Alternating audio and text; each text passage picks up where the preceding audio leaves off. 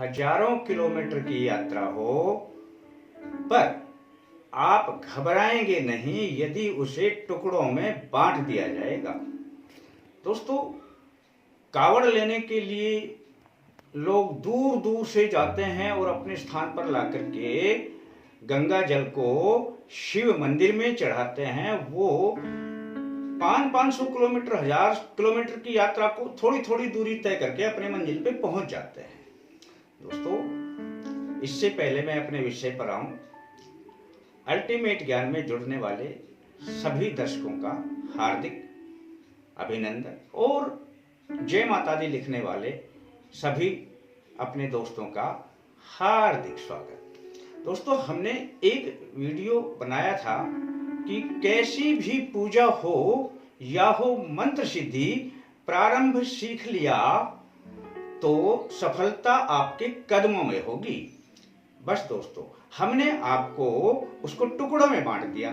तो भाग नंबर 1 तो मैंने डाल दिया था और अब हम भाग नंबर 2 की शुरुआत कर रहे हैं। दोस्तों, उसमें हमने जो बताया था चौकी को किस प्रकार लगाया जाता है, अब हम भाग 2 की शुरुआत करते हैं।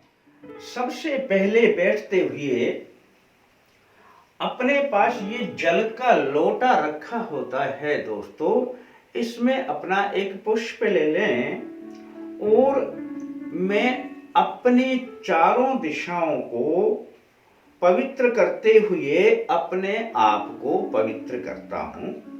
ऐसा ध्यान करते हुए इस फूल को पानी में डुबोएं और पवित्रता का मंत्र होता है ओम है पवित्र हो वह सर्वावस्थां गतो पिवा, पर मैं आपको हिंदी में ही समझाऊंगा।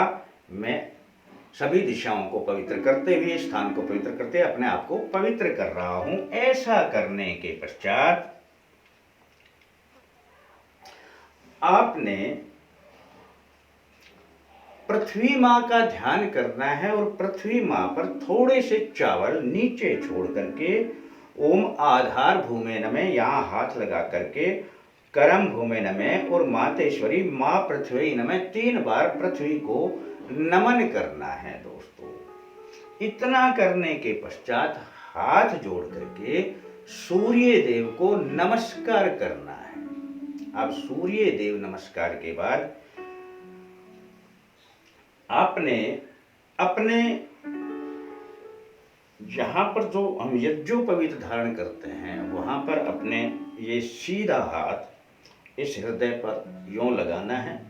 परम पिता परमेश्वर से याचना करनी है कि हे प्रभु, मेरे ऊपर जो ऋण है, माता पिता का ऋण, गुरु का ऋण और अतिथि ऋण और देव ऋण, तो इन सब ऋणों से मुझे मुक्ति दिला। ऐसा हम यहाँ पर हाथ लगाकर यज्ञोपवीत के स्थान पर परमपिता परमेश्वर से हम ऐसा मांगते हैं। यहाँ तक की प्रक्रिया के बाद आप अपने स्थान पर, यहाँ पर हम अपने ये शिखा होती है दोस्तों, शिखा के ऊपर हाथ लगा करके और माँ देवी से, महामाया से प्रार्थना करते हैं कि माँ हमारे इस स्थान पर विराजमान रहो, जिससे हमारी बुद्धि अग्रसर होती रहे, बुद्धि तीव्र होती रहे।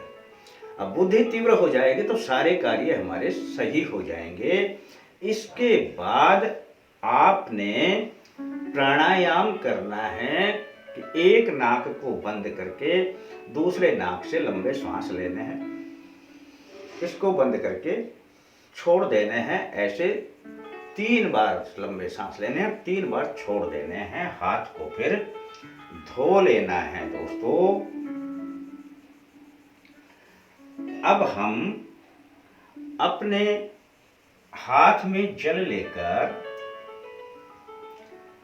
और 3 बार ऐसे डालेंगे। ओम श्री नारायणाय नमः, केशवाय नमः, गोविंदाय नमः, इसको आचमन कहते हैं। पी लेंगे जल को, हाथ को फिर इसी से धो लेंगे। यहाँ पर ऐसा धोने के पश्चात हम अपने बाएं हाथ में जल लेंगे, दूसरे हाथ से ढक लेंगे अपने कुल देव और कुल देवी के अपने मन मन में या बोल करके नाम लेंगे। जैसे हमारे कुल देव हैं भैरव और कुल देवी है शीतला, तो ओम श्री भैरवाय नमः, ओम श्री भैरवाय नमः, ओम श्री भैरवाय नमः, ओम श्री भैरवाय नमः, ऐसे 5 बार। ओम श्री शीतला माताय नमः, ओम श्री शीतला माताय नमः, ओम श्री शीतला माताय नमः, ऐसे 5 बार बोलना है। और फिर दोनों उंगलियों और अंगूठों से स्पर्श करके ओम वांग में आशस्तु, मैं दिखा रहा हूँ कि मुख पे लगाना है, नाकों के लगाना है, हम उससे आंखों के लगाना है, दोनों के, ये नाकों के लगाना है, आंखों के लगाना है, मस्तक के लगाना है, ऊपर शिखा में लगाना है, बाजुओं के लगाना है, यहाँ पर नीचे जगहों पे लगाना है, 16 हाथ में लेकर के, और अपने चारों ऊपर से घुमाते हुए हम अपने कुलदेव और कुलदेवी से हाथ धो लेंगे। कुलदेव और कुलदेवी से प्रार्थना करते हैं कि हमारे सब अंगों को बलिष्ठ रखो। ऐसा करने के पश्चात हम अपने दिशाओं के बंधन में थोड़े थोड़े चावल छोड़ते रहेंगे। पहले पूर्व से छोड़ने हैं, फिर हमने अग्नि कोण में छोड़ने हैं, फिर दक्षिण में छोड़ने हैं, फिर नैऋत्य कोण में, फिर पश्चिम में, फिर वायु कोण में, फिर उत्तर में, फिर ईशान कोण में, फिर ऊपर थोड़े और फिर थोड़े नीचे। ऐसे तो ये मंत्रों से होता है, गणाधिपम नमस्कृतम नमस्कृतम पितामहम्, लेकिन अब मैं आपको ये समझाऊंगा दोस्तों, परमपिता परमेश्वर से इन दिशाओं में चावल छोड़ते हुए बस प्रार्थना करनी है कि आप मेरी इन सभी 10 दिशाओं से सुरक्षा करो। बस इतना कहने के बाद आपका रक्षा बंधन लग जाता है। फिर अपने ये वाला जो पैर है, यानी कि बाईं तरफ का जो हाथ है, तो बाएं वाला पैर ऐसे करके 3 बार जमीन में मारना है, ऐसे 3 बार जमीन में, और भगवान भोलेनाथ का ध्यान करते कि हे प्रभु, हमारे यहाँ पर कोई भी संकट हो जो दिखाई नहीं देता हो, हमें परेशान करता हो, वो अपने स्थान को छोड़कर अन्यत्र कहीं चला जाए। दोस्तों, ऐसा करने के पश्चात आपने फिर मंगल तिलक करना है। ये जो तिलक है, ये आपने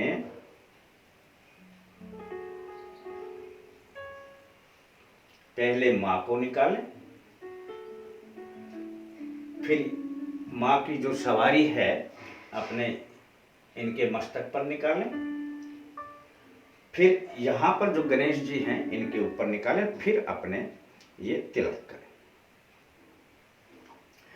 गणेश भगवान के साथ में अब हमने प्रार्थना करनी है गणेश भगवान के साथ में कि हे गणेश भगवान, आप जो विराजमान हो अपने जगह पर, आप अपने साथ में सभी देवताओं को विराजमान कर लो। वरुण देव से प्रार्थना करते हैं कि वरुण देव अपने साथ में सभी देवों को लेकर के घट में स्थापित हो जाओ। अब यहां पर इतनी प्रक्रिया के बाद अब हमने कहना है कि मां दुर्गे अपने स्थान पर आओ और विराजमान हो जाओ।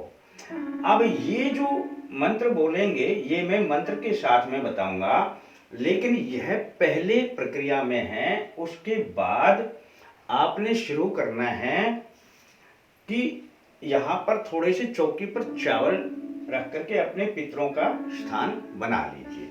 अब हम प्रारंभ करते हैं अपनी पूजा की विधि को। तो सबसे पहले हम हाथ में चावल और पुष्प लेकर के परमपिता परमेश्वर का ध्यान करते हुए कि हे परमपिता परमेश्वर, आज हम अपने घर में यह मंगल कार्य यानी कि माँ दुर्गा पूजा कर रहे हैं।